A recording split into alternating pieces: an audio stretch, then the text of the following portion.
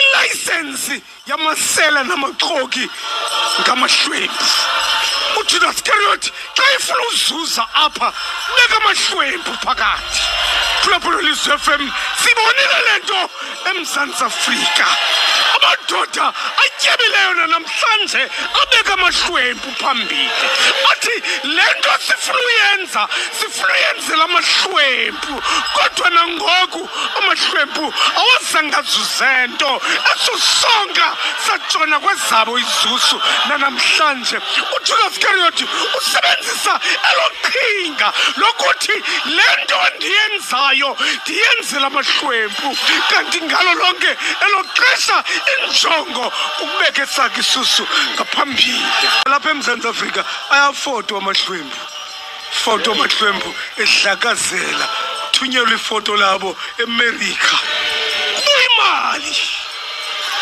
Uyimali. Emva kuba ifoto yamahlwempu ithunye babhala bakwazi ubhala.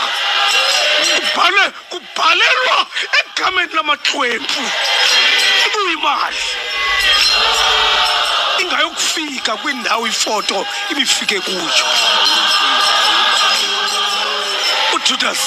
uJudas lento yokuthetha ngehlwempu imenza abonakale njengendoda ekhathalayo. Athi kanti ngapha kwalento yokukhathala bophelela umona kulaa ndawo.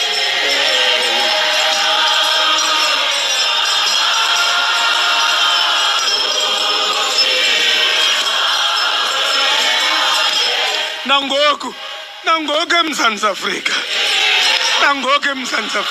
Abantu abatyebileyo ngabantu ababeqelela amahlwempu. Ngabantu ababeme beqelela amahlwempu ngabo abatyebileyo. Kodwa amahlwempu wona ahleli nangoku ehlakazela. Kodwa abantu abatyebileyo ngabantu ababesithe sinika imali sijonga amahlwempu.